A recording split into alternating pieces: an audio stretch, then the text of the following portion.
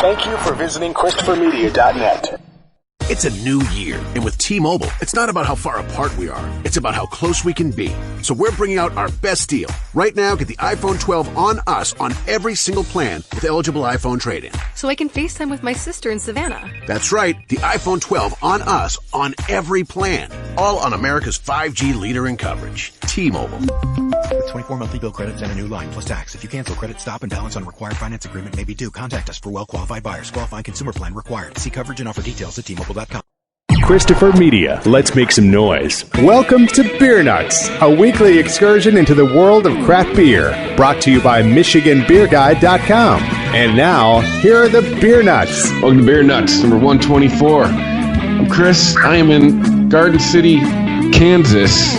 And my last check-in on Untapped was 10 Tickles by Schwartz Brewing. This is Lieutenant Dan. I am down in Springfield, Missouri. And my last check-in was Sicker Than Your Average from Other Half Brewing Company. I don't have the can in front of me, but I'm pretty sure it was a collaboration with somebody else. It was pretty tasty. This is JR. I'm here on Grosse Ile, Michigan on the island with Uncle Pete. And I just checked in a few moments ago, a Blood Orange Haze from Big Lake Brewing in Holland, Michigan. It's a nice New England IPA. Very pleasant tasting. Enjoyed it very much. Uncle Pete here, also on Grosse Ile with JR. Checked into Sierra Nevada Brute IPA within the last couple of days. Nice and dry and tasty. And this is Greg in Dearborn, Michigan. And my last Untapped check-in was the 2018 Founders Blushing Monk. All right. Delicious. And Uncle Pete and I went to the Detroit Tap Room and had some Blushing Monk the day they released it, and boy, it's really delicious. It's good. Very good. Good batch this year. If you get a chance, pick some up. You won't be disappointed. So at this time, as always, we'd like to invite all our listeners to crack open a cold one. Hopefully you've got a beer close by. And for those of you that are abstaining for your New Year's resolutions, we hope you'll break those for us because I'm trying to lose weight too, but Wednesdays, when we record the episodes, I'm taking a pass. So really happy to be drinking a beer tonight. You're supposed to get one cheat day, right? Well, I'm going to have two because I decided I was going to cut to 2 nights a week. So anyway, again, we're not pretentious beer snobs. We are just regular guys that enjoy sitting around and enjoying great beers and each other's companies. And the goal of our show is simply to expose more good people to more good beer. So thanks for listening, and let's kick it off with Lieutenant Dang in Missouri. All right. Well, for our New Belgium special here, I've got the Voodoo Ranger Juicy Haze. Did we mention we're doing New Belgium, by the way? But if we didn't, we now did. No, I don't think we did. Yeah, the theme of tonight's episode, that would be kind of pertinent information, is New Belgium Brewing Company. From Fort Collins, Colorado. For some reason, in my brain, why do I think they're from Michigan? Is it because New Holland's from Michigan? I don't know. I get it confused all the time. Yeah. Yeah. Fort Collins, a little north of Denver. They also have an outfit in Asheville, North Carolina. Ooh. Yes, that's their second brewery for the East Coast. So, really like some of the things they do, and I like a lot of things about their company. We'll get into that a little bit later, but we'll go back to Lieutenant Dang, who's kicking off with our first New Belgium beer of the evening. All right. Yeah, it's the Voodoo Ranger Juicy Haze version. Voodoo Ranger is kind of, they kicked it off. I don't know how long it's been around now, but it's a little bit of a series they have of IPAs that they do. There's the regular one, Voodoo Ranger, then there's an Imperial version, and they've come out with a few different flavored versions. I'm not going to try to list them all, but the Juicy Haze is their New England version, basically, of it. And pours kind of a cloudy yellow, normal head for an IPA, nothing crazy. It's pretty nice and cloudy. You can't really see through it. If you've tried some of the other breweries out there across the country that have tried to jump on the bandwagon and have totally missed on that idea, they did not. They got the cloudiness down. of the New England IPA, and it's got I would say a decent amount floral aroma, juicy aroma. It's kind of light on the light end of it, but it's definitely orange juiciness to it. Let me take a sip here. It's got an okay body, mouthfeel to it. It's not too thick. It's not too thin. Kind of a medium bitterness as far as in the IPA range go, or the New England IPA range, I should say. Little sweet, kind of caramely that is there, along with some more of that citrus and juicy notes, flavors. Some people can go all crazy specific on the citrus flavors like lemon or grapefruit, or me, I'm pretty basic. I always just kind of think citrus in general and orange, but it's kind of lingering, just a touch of bitterness. So maybe for some of the ones around the country, if you've had other versions, it's maybe a touch more bitter on the beginning and the end of it, but it's a solid, I think, really, really good at beer from these guys. It's really drinkable. I would love it. I wouldn't even mind it this next summer if they came out with it in cans, so I could take it to the lake or something like that. I drink a pretty fair amount of these, actually, because if I'm out at a grocery store or somewhere else, there's a good chance this is going to be on the shelf where I don't have other good options. This is a pretty solid regular rotation in my life, so enjoy this one a lot. Anybody else have this one? I have not. Me neither. I haven't tried it. It sounds really good. One of the reasons we wanted to do New Belgium, well, one of the many reasons, but is that readily available. These beers are usually readily available in chain grocery stores, even some convenience stores. Yeah. So, it's as we'll find out shortly, it's a great company to work for, and they're very environmentally conscious, and you can feel really good about purchasing their beers. They stand for everything that's good with craft beer, and they're also a really good value, solid quality at very reasonable prices, in my opinion. So, all right, well, then I'm going to go right into mine because it's a beer that I've never tried yet, and I don't think anybody is, because I think it's a brand new offering for them. It's also part of the Voodoo Ranger Rotating IPA series. This one is it says limited time only. It's called Liquid Paradise IPA. It's a 7.8% IPA, and it comes in a 12-ounce can, whereas most of their other beers are in bottles. So I like cans. They protect the beer good, and they're portable.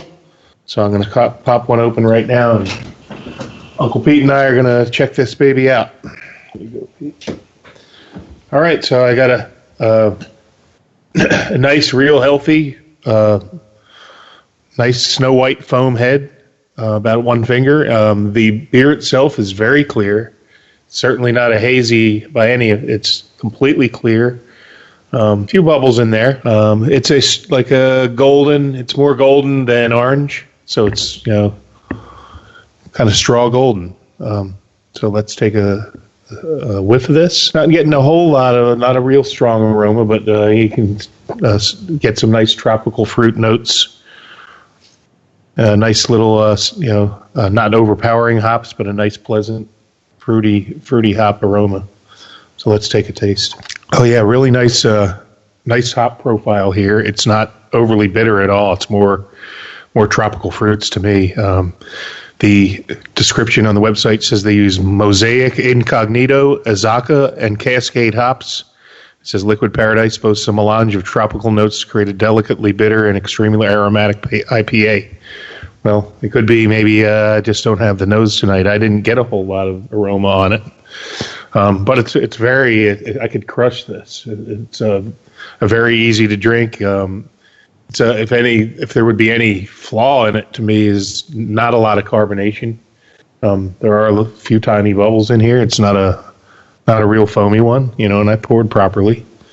But it is nice solid head on it, so it's fully carbonated. It's just not very bubbly, but all in all, got a great tropical hop hop profile to it, and nice fruity.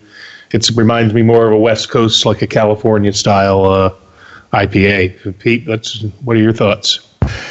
Yeah, I agree with you on the subdued aroma. There is mild aroma there. The first thing I picked up was kind of bready, and then a little bit of the tropical fruit aroma came in. But on the taste, I was immediately drawn right to the bitterness. And, it's a complex set of hops there. I mean, you got 4 different hops going on, and the Mosaic and the Azacca and the Cascade, and I don't remember what you said the other one was, but nonetheless, it's a unique bitterness, one that I've not experienced before. It's interesting, and it is a crusher. I'll agree with that. But I would imagine this has a fairly high IBU, just because it's really dry in my mouth out. I don't know if I could see it on the can here, but it does on the can have a guy kicking back on a pool raft, Liquid Paradise IPA, Voodoo Ranger, and I'm looking for to see if it's got the ABVs and the IBUs, and I don't see. Nope. So, nonetheless, here we go, 7.8% alcohol. I would think it's a higher IBU. It's a good beer. I like it. Haven't ever had it before. I mean, it's a new release, right? Yeah. So, it's clear. It's bubbly. It's foamy. Any of you other guys seen this yet or tried it? I saw it on the website. That's limited release. That's about it, yeah. Unmute. Looks like website says 44 IBUs. Okay, well, that's good. Can you guys hear me? Yeah, you're on. Okay. Yeah, I think you were muted. So, yeah, carry on, enjoyed JR. It's I guess really for 7.8, it's pretty crushable. Nice, easy drinker. Nice, clear as can be. Definitely West Coast style. Very enjoyable. So Azacca always seems to be a nice, mellow, easy drinker. Nice fruity hop profile. So I like this one. All right. Well, I wanted to mention some more things about the brewery. One of the great things about New Belgium is they are 100% employee owned. So if there was ever a big company wanting to buy them out, the employees would have to vote that in, and probably wouldn't. Employees take great pride as employee owners, so that's a really cool model that they have. They're also really leaders in the industry in sustainability.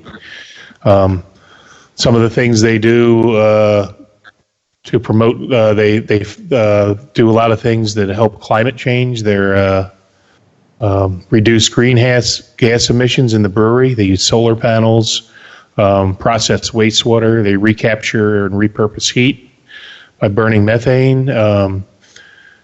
They also are really big into glass recycling and advocate policies to our elected officials for sustainability and to protect our environment. So other things that I wanted to mention about, I thought it's a great place to work. They treat their employees really well.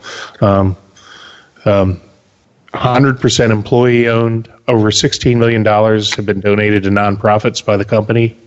So, they take their profits and they do good things with it for their communities.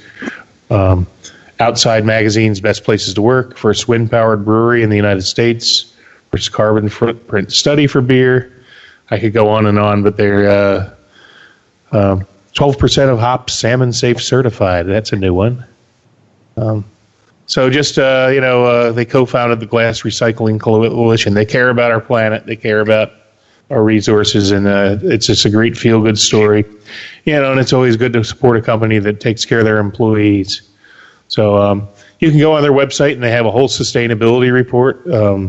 Water conservation is another big thing. I think that they're down to 4 gallons of water per gallon of beer brewed, which is industry standards around 7.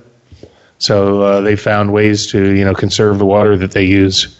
So just again, you can feel good whenever you go out and purchase a New Belgium beer because they do great things as a company, and so my hat's off to them. This was another one. Oh, go ahead.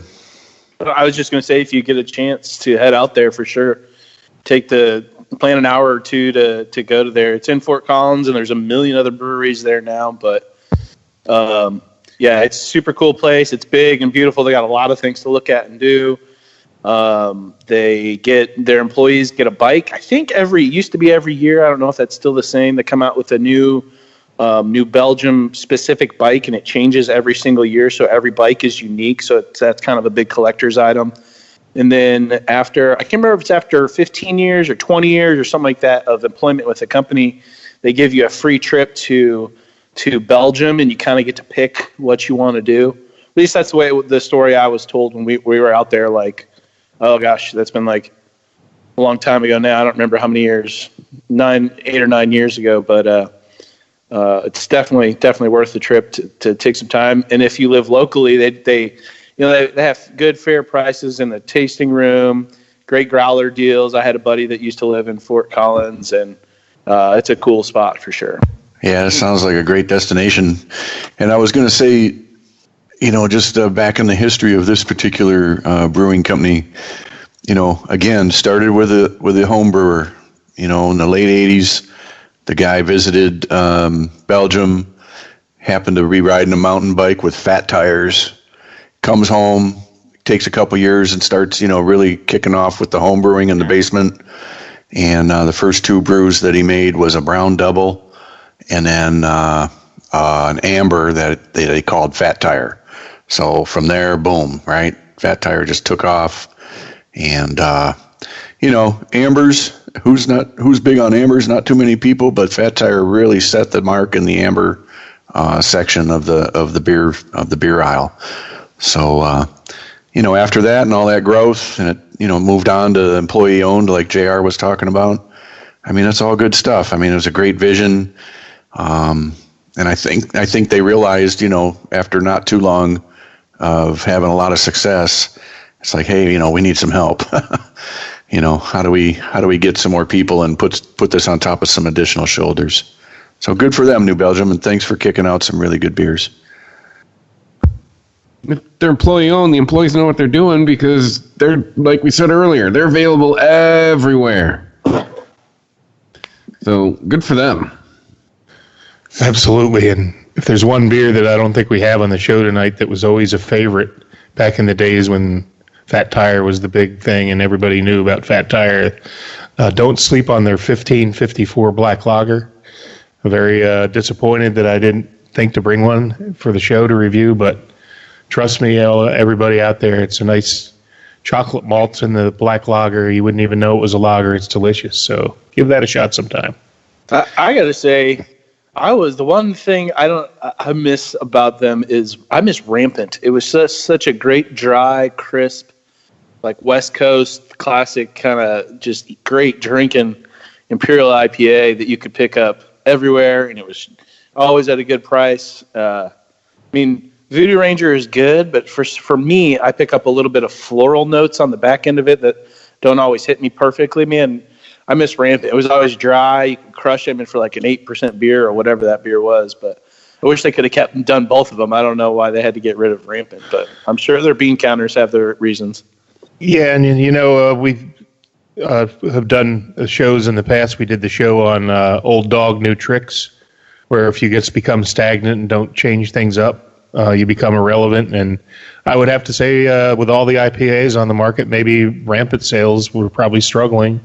So they figured, let's rebrand it, and maybe they reformulated it and broke it out as, similar beers out in the Voodoo Ranger series. So that's probably what happened, but I agree with you. I can remember Dugout buying that too.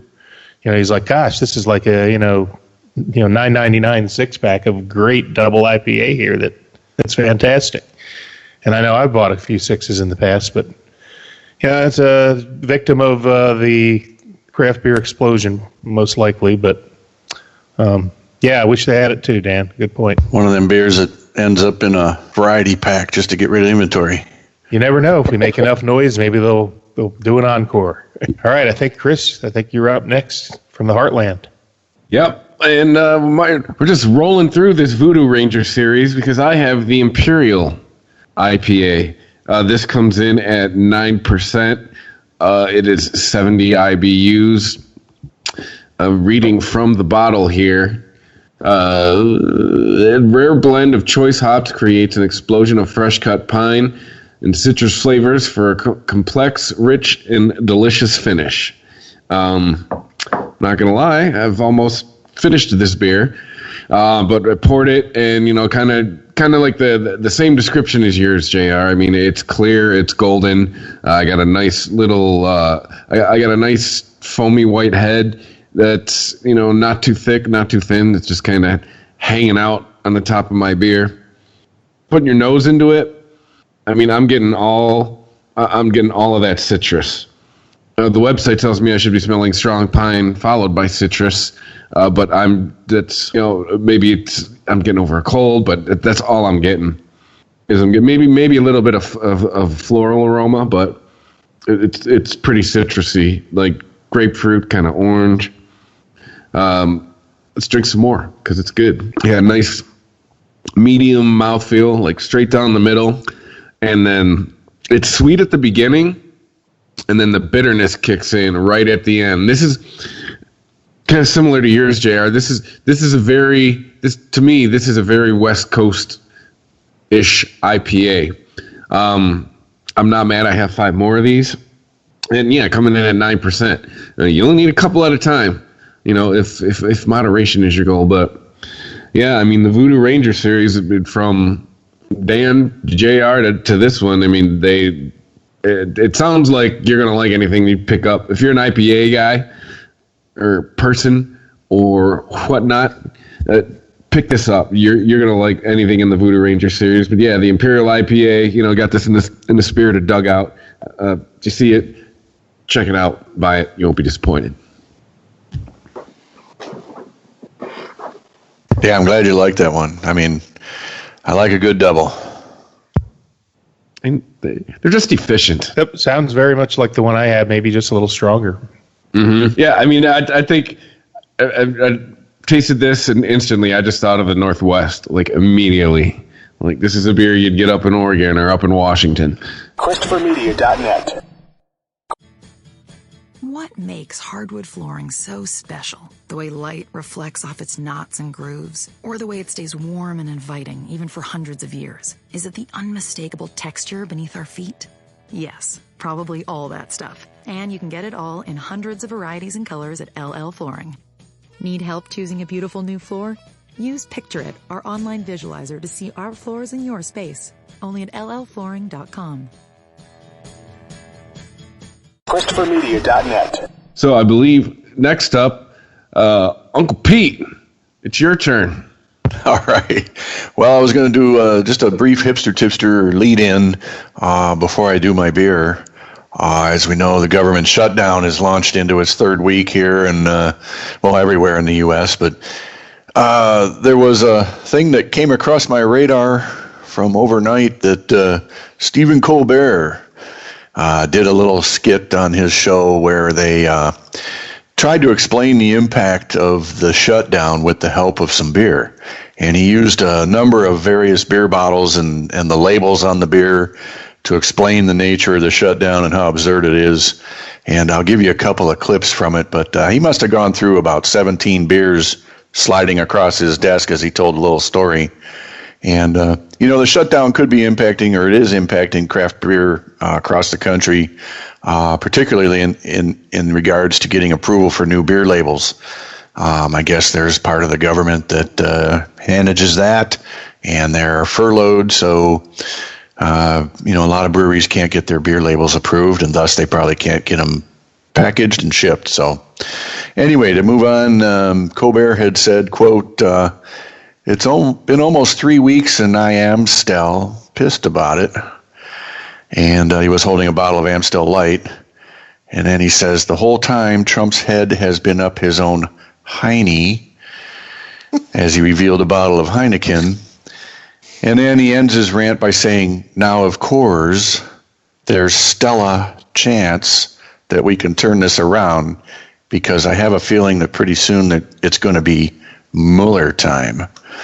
So he was being quite witty, and I got a lot of laughs out of it as I watched the video. You can watch it on YouTube if you're into beers and asking yourself a lot of questions why this shutdown's going on so long. Look for a little humor behind the whole story. So when there's trouble brewing, leave it to Stephen Colbert to get on it.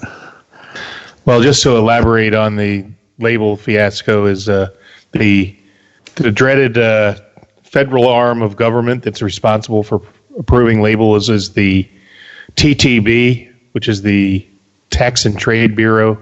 I think Alcohol and Tobacco Tax and Trade Bureau, commonly referred to as the TTB.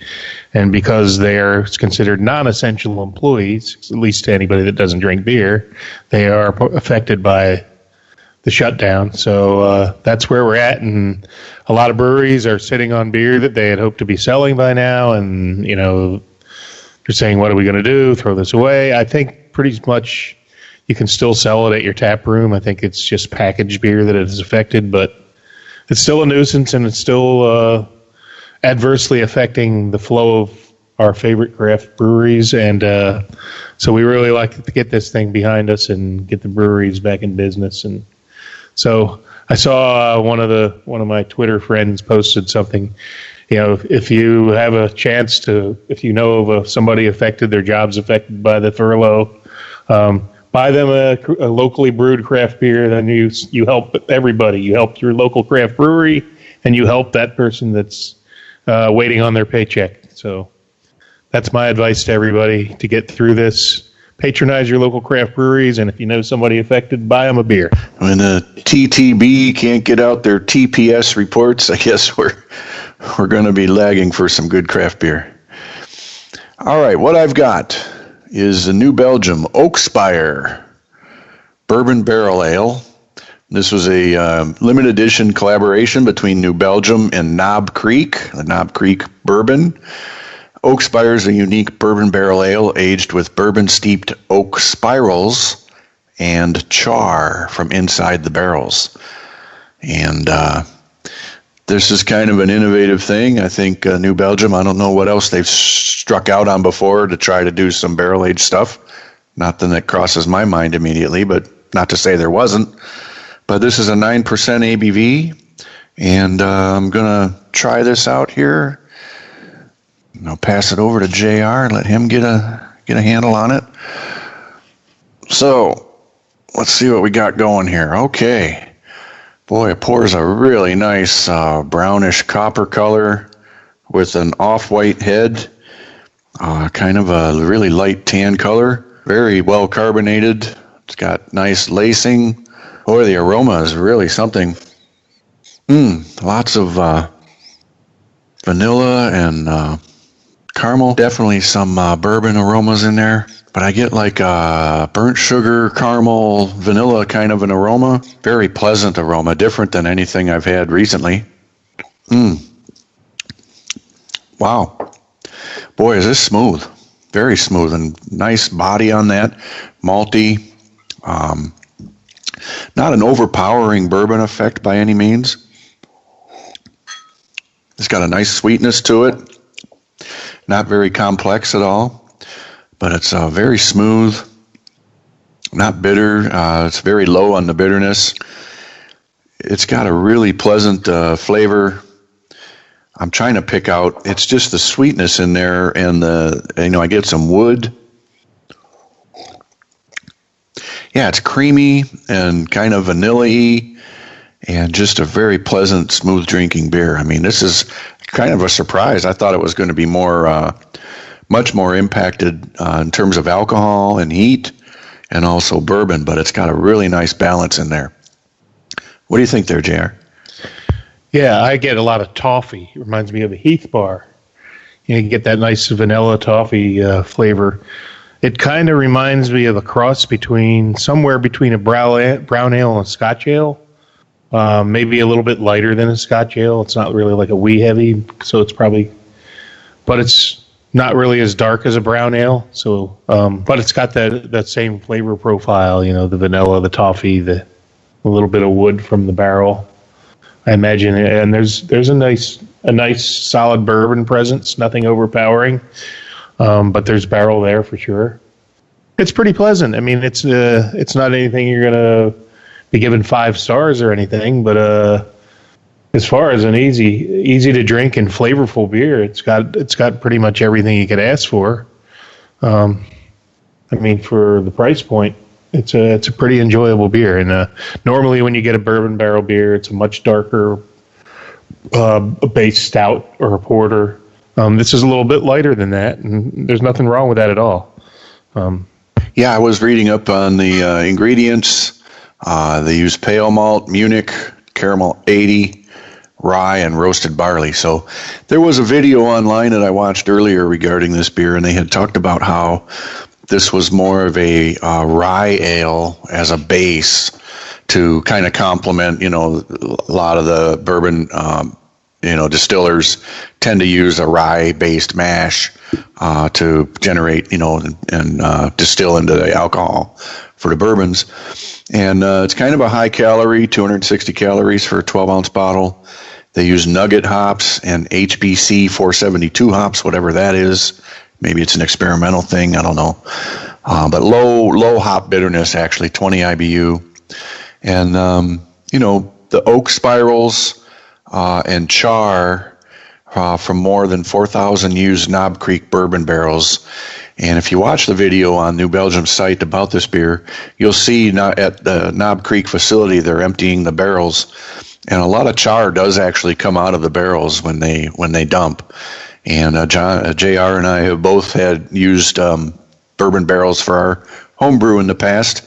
And I know when we've dumped the contents out, we've ended up with some char in our glass, floating around, little black chips of charcoal. And I do get just the mildest, slightest little bit of char flavor at the end as the beer kind of evaporates. It's a very agreeable beer. I'm glad we bought some of this and tried it out. I agree, and I think Greg, I think you also have this. You have any comments? Yeah, I mean, you guys just did everything on the head perfectly. I mean, it started out. I had this probably a little colder than I probably would have liked, but as she's warming, I'm picking up more of that caramel or toffee, as you said, JR, and getting that little sweetness as well on the back end, which is really is enjoyable. I've been really liking this beer, and I guess maybe one little knock. I don't know if maybe you guys agree or not, but maybe just a touch more bourbon would be nice on this. I don't know, but I mean, for what it is, it's in the price point that we paid for it. It really is a fantastic beer. So I definitely would go out and search for this again. I kind of had my expectations up as far as I thought I would get more bourbon flavor and aroma. Yeah. Now, I'm not disappointed totally. No, for sure. Yeah, I'm very pleased with the result. I don't know if I'd knock it for it, and I didn't think you meant that you would knock it, but it was just an observation. A small one. Yeah. Yeah, and no, I mean, they used oak spirals that were soaked in Knob Creek bourbon. So this was not actually aged in a Knob Creek bourbon barrel. Yeah, sure. And it's common practice. I mean, as a home brewer, I've got a whole stash of oak chips and stuff at home that I can soak in bourbon or the spirits of my choice and add those chips to my fermentation tank or my aging tank and let that impart some wood and char and bourbon and whatever flavors to my beer. And I can't wait because I plan on doing that more in the future. But it's a great process, and I think it worked well for them. So I thought this was a winner. Yeah, I agree. It's great value for the price. Could this beer be, kick it up a notch on the bourbon? It could be really, really good, but it's still solid. And again, no complaints for the price. I think if you're going to introduce somebody to a bourbon infused beer or, oak, good point. Yeah. This would be a good introductory without blowing them out of the water. All right. Well, that was a pretty good one. I'd buy this again, definitely. Yeah. So I guess we're down to the grand finale. If nobody has any more comments, Greg, I think you're up with the grand finale, the strongest beer that we have this evening. Yeah, so I'll let you take it away. Yeah, we're bumping up one ABV percentage point to 10% here. Mine is the Honey Orange Triple. And just a little descriptive here on the bottle. It says Belgian-style ale brewed with wild African honey and fresh ground Seville orange peel. And just a little beer facts from the websites. Like I said, its ABV is 10%, IBUs 25. You use Trappist ale yeast. Hops are Nugget and Styrian Savinsky Goldings. I hope I pronounced that correctly, but and their malts are Pale, Munich, and Pilsner. So poured in the glass here. Beautiful gold straw color. Had a nice little head to it and still holding pretty good here a couple minutes after I poured it in. Let's take a nice little whiff out of it. I get that what you expect from the Belgian yeast, that banana clove. You get a little bit of like a citrusy, like a lemon peel to it. Could also be that Seville orange coming through, but maybe a little peppery component to it as well. So let's take a sip here. Coats the mouth real nice. For 10%, it certainly is it tastes like an easy drinker. That's scary. More of the same from the smell. More of that Belgian yeast taste characteristic. More of that citrusy, component to it, whether it's like, the Seville orange almost comes across as like a lemony peel, more like a peppery end finish to it. This is really good. I mean, I bought this today at Holiday Market over in Royal Oak, and this was, I think, right at $2 a bottle. I mean, this is really good. But it's got a nice warming quality to it. I'm starting to feel it a little bit going down my gullet there. And this is good. I mean, just much like the Oak Spire before this is a very good quality beer for the price point. I definitely would search this out again and highly recommend it to anybody that wants to get into a Belgian style ale like this. Guys, you tried it at all? I really like their triple. I've never had this variant that you have with the honey.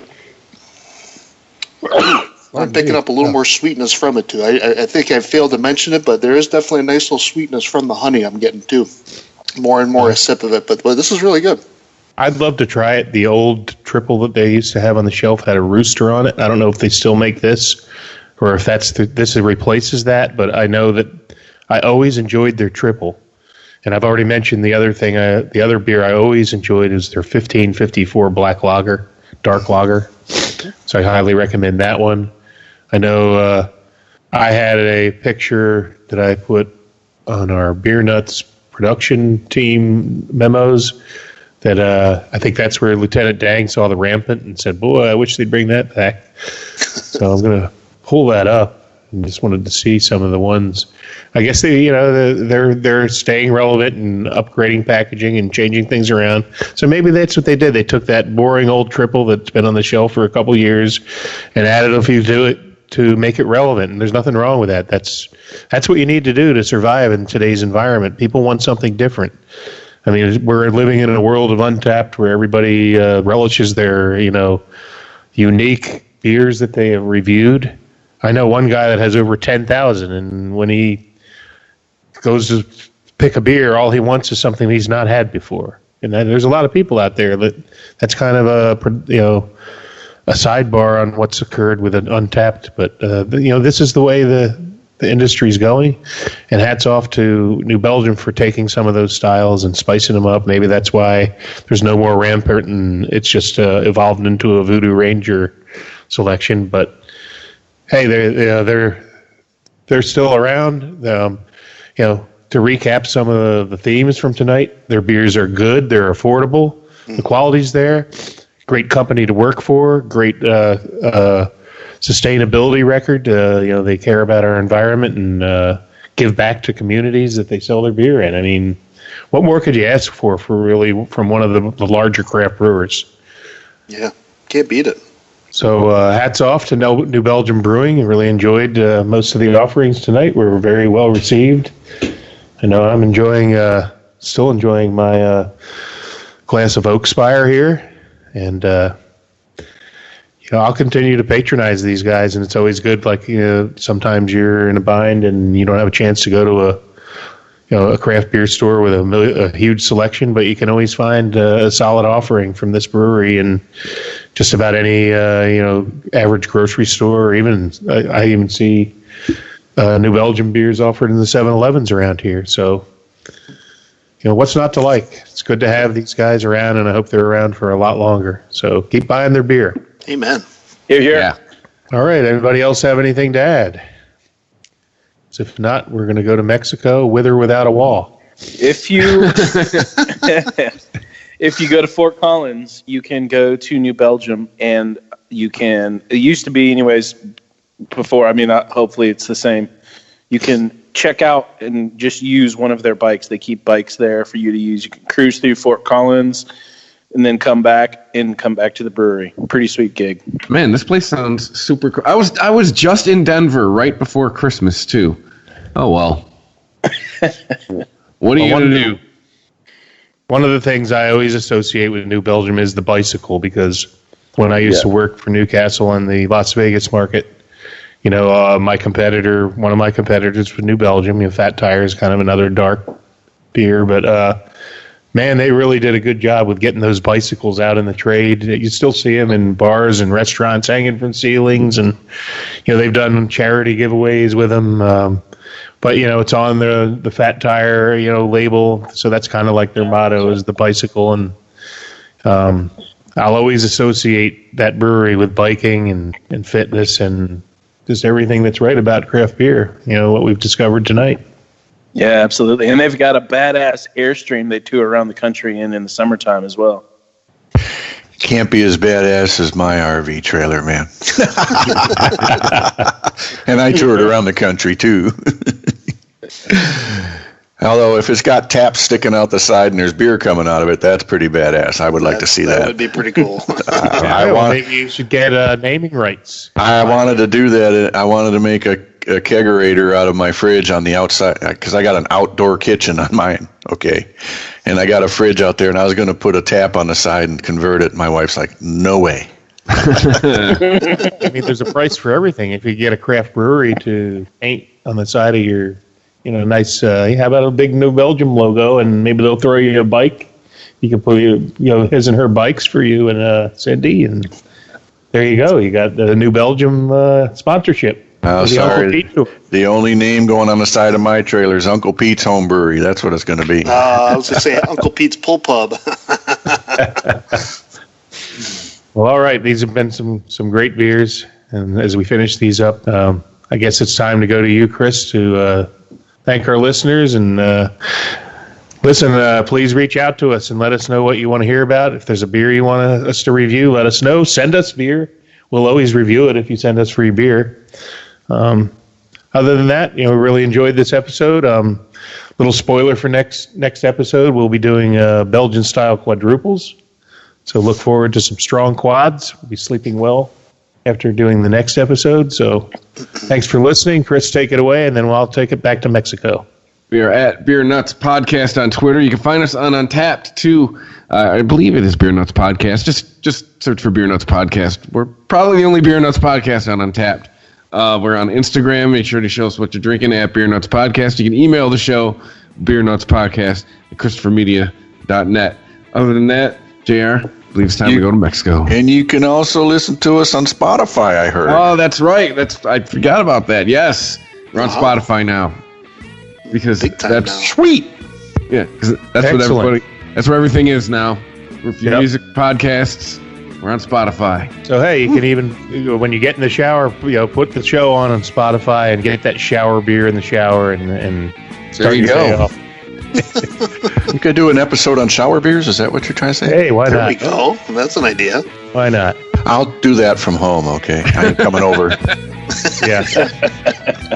No live feeds. Things are going south quick. So speaking of going south, we're going to Mexico. So as they say in old Mexico City, ChristopherMedia.net. If you like this show, please tell a friend. Please make sure to rate and comment on all your favorite Christopher Media shows. Please follow us on Twitter and like and share us on Facebook. You can subscribe to all ChristopherMedia.net shows for free on ChristopherMedia.net. Thank you for listening, and thank you for visiting ChristopherMedia.net.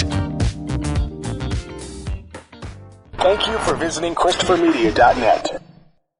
It's a new year, and with T-Mobile, it's not about how far apart we are. It's about how close we can be. So we're bringing out our best deal. Right now, get the iPhone 12 on us on every single plan with eligible iPhone trade-in. So I can FaceTime with my sister in Savannah. That's right, the iPhone 12 on us on every plan. All on America's 5G leader in coverage. T-Mobile. With 24 monthly bill credits and a new line plus tax. If you cancel, credit stop and balance on required finance agreement may be due. Contact us for well-qualified buyers. Qualifying consumer plan required. See coverage and offer details at T-Mobile.com.